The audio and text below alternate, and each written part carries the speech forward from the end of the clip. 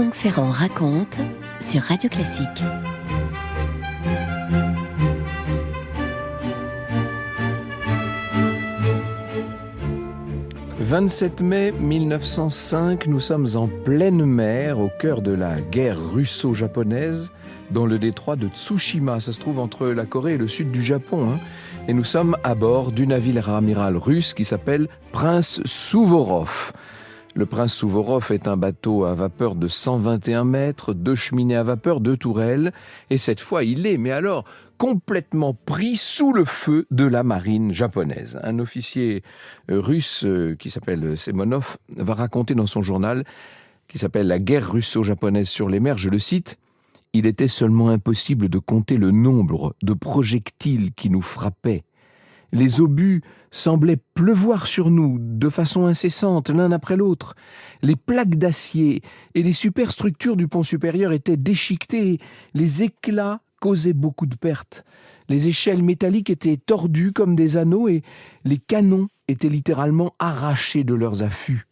En outre, la température et les flammes des explosions semblaient se répandre sur tout.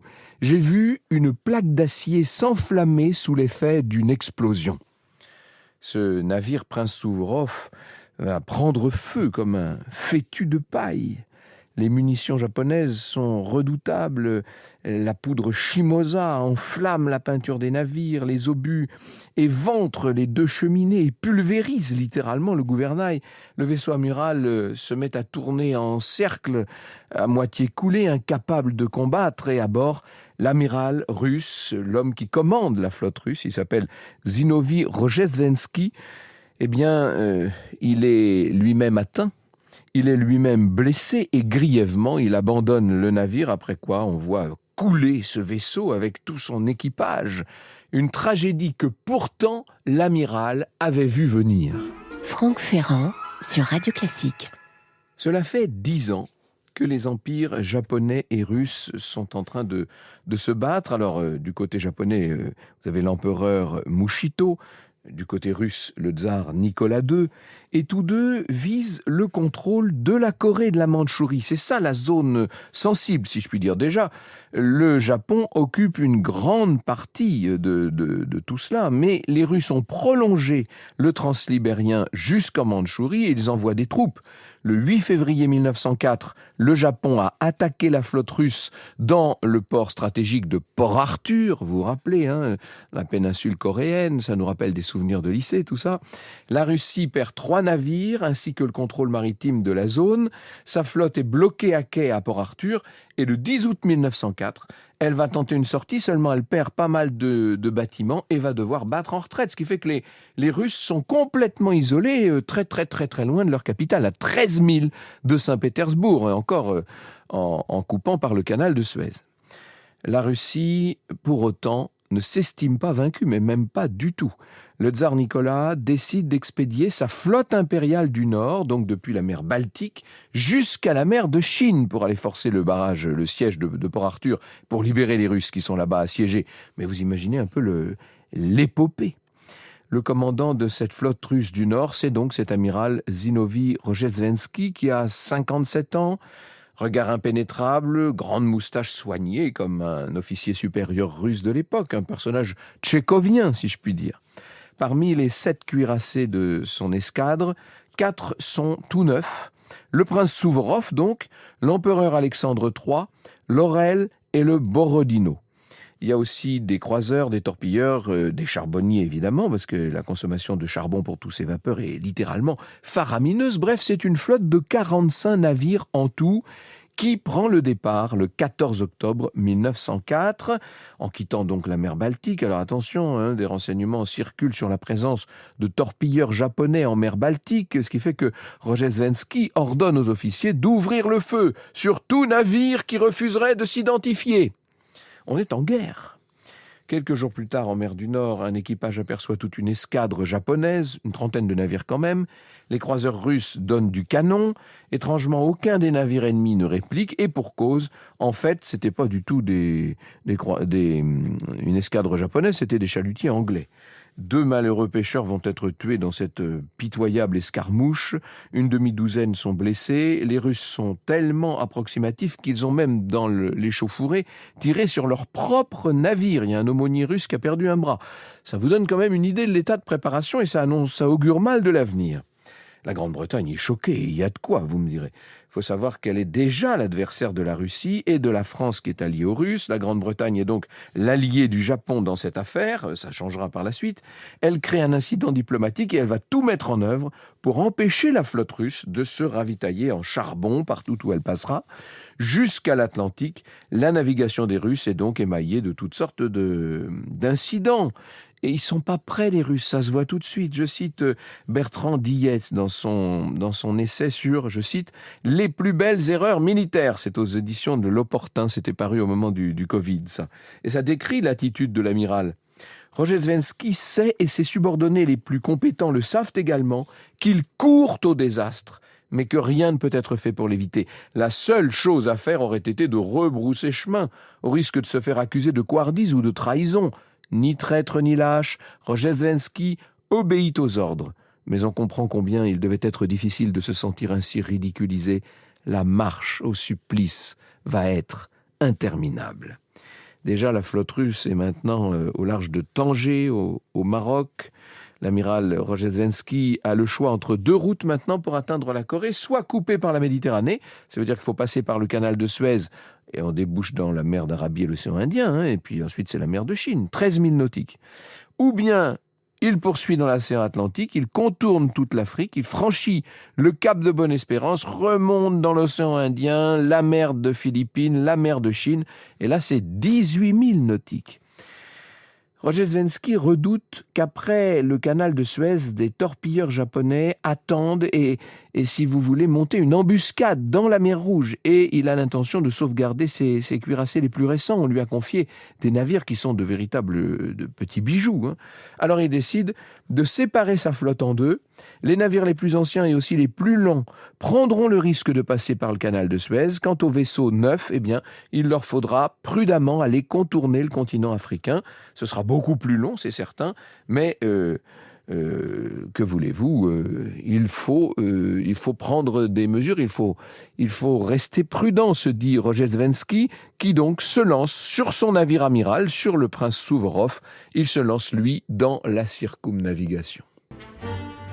Évidemment, pour tenir une distance aussi phénoménale, il a fallu remplir les navires de charbon à ras-bord. On a même collé du charbon jusque dans les couloirs, dans les coursives. Il y a des cabines d'officiers qui sont pleines de charbon, vous imaginez un peu.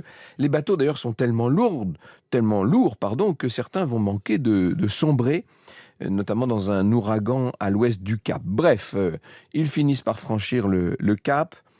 En janvier 1905, c'est-à-dire 6 mois après le départ de la Baltique, j'ai bien dit 6 mois après, les 2 escadres vont pouvoir se rejoindre. Celle qui est passée par Suez et celle qui a fait le tour, et elles se rejoignent à Madagascar. Alors là, il faut réparer, il faut recharbonner, etc.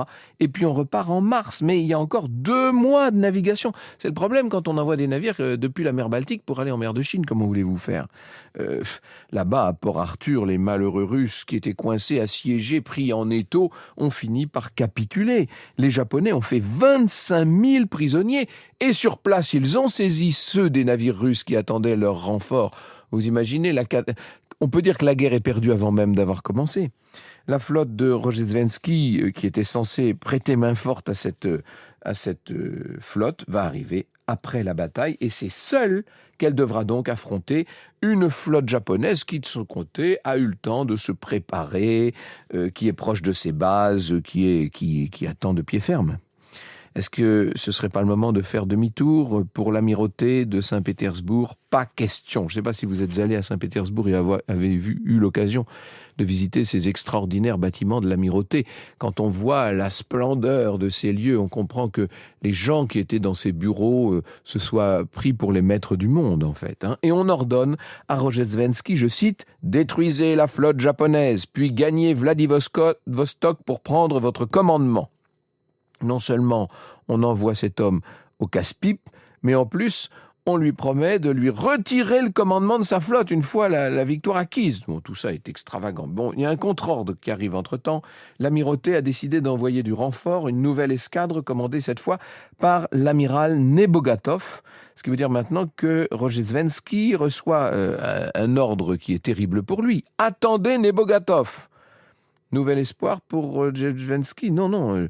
Vous imaginez bien qu'il a compris qu'on lui envoie une flotte composée de vieux rafiaux, complètement poussifs, incapables de combattre la flotte japonaise. Les marins russes eux-mêmes ont donné un surnom à tous ces navires qui sont censés leur prêter main forte. Coule tout seul, ils les appellent. Ça vous donne une idée quand même. Il faut attendre encore 2 mois donc, dans les ports des mers du Sud, sous une chaleur terrible. Rozhestvensky n'en peut plus. Il est pris de névralgie, mais on le comprend, le pauvre homme. Et le 5 mai 1905, ça y est, les 2 flottes russes se rejoignent en Indochine. On a envie de dire, mais est-ce que ça va s'arrêter un jour? Il y a un homme qui scrute tous ces atermoiements depuis 1 an, c'est l'amiral japonais Eihachiro, Togo Eihachiro, qui est sur son propre navire amiral, le Mikasa, dans la base navale de Masanpo, on est en Corée. C'est un peu le même genre que Rozhestvensky, si vous voulez. Lui aussi, moustache, barbe blanche finement taillée, port altier. Il a fait l'école navale de Londres. Il s'est illustré pendant la guerre sino-japonaise. Il est à la tête de la première marine d'Asie. Et il vient de remporter la bataille de Port Arthur, bien entendu. Maintenant, il suit dans la presse l'évolution de cette espèce de tour du monde de la flotte russe. Il sait que sa flotte, à lui, est beaucoup moins nombreuse que celle des Russes, c'est vrai, mais il est confiant, car il sait que ces navires britanniques dernier cri sont plus rapides, mieux équipés, en bien meilleur état aussi pour ce qui est des équipages, bien sûr. Les navires britanniques sur lesquels il évolue filent 16 nœuds contre 8 pour les Russes, avec en plus un système radio ultra sophistiqué, des dispositifs de visée et de tir complètement révolutionnaires, des équipages, je vous l'ai dit, entraînés, motivés, disciplinés. Ce sont des Japonais. Le budget de la marine japonaise en quelques années avait quadruplé, et on voit le résultat. C'est assez spectaculaire. L'amiral Togo attend la flotte russe à 5 heures du matin, le 27 mai 1905. Un croiseur japonais aperçoit les bâtiments russes croisés dans le détroit de Tsushima, entre la Corée et la grande île du sud du Japon, Kyushu. Ce détroit marque l'entrée en mer du Japon, c'est-à-dire que les choses sérieuses, là, vont vraiment commencer. Depuis la Corée, Togo lance toute sa flotte dans la direction des Russes. Il envoie un message à l'état-major. Si elle sera en mer agitée, ou si vous voulez une autre traduction, temps clair mais vagues hautes. La phrase poétique et pleine de détermination est restée célèbre au Japon. Elle est devenue une espèce de phrase. Les gens s'échangent cette expression bien volontiers. C'est assez optimiste parce que la vérité, c'est que la marine japonaise est vraiment au milieu d'une houle très forte. Et Togo a l'intention de couper la route des Russes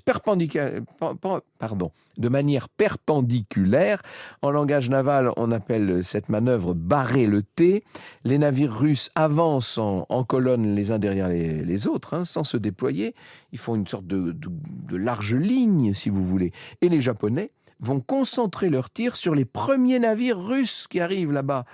À 14h45, ça y est, ça canonne, ça canarde, si j'ose dire. Les bateaux russes sont ralentis par leurs carènes qui sont couvertes d'algues et de crustacés. Ben oui, ça fait tellement de mois qu'ils croisent dans toutes les mers du Sud. Les Japonais visent les cuirassés et bien sûr, ils visent le prince Souvorov, le navire amiral, mais aussi l'empereur Alexandre III, qui est un autre navire dernier cri. C'est la scène apocalyptique que je vous décrivais tout à l'heure. On l'a dit, les munitions japonaises sont incendiaires, les munitions russes sont plutôt perforantes. Une fois que l'obus russe a percé le navire japonais, vous ne voyez pas d'effet immédiat. Il faut attendre que les dégâts détruisent le navire de l'intérieur, alors que les Japonais, eux, lorsqu'ils incendient un navire, vous imaginez, ils ont tout anticipé.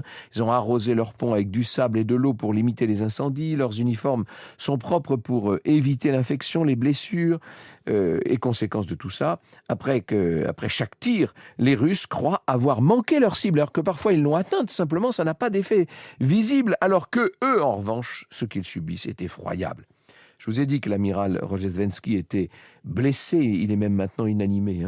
Le Souvorov et l'Alexandre III sont coulés, les Japonais visent un 3e cuirassé russe, le Borodino, et le touchent.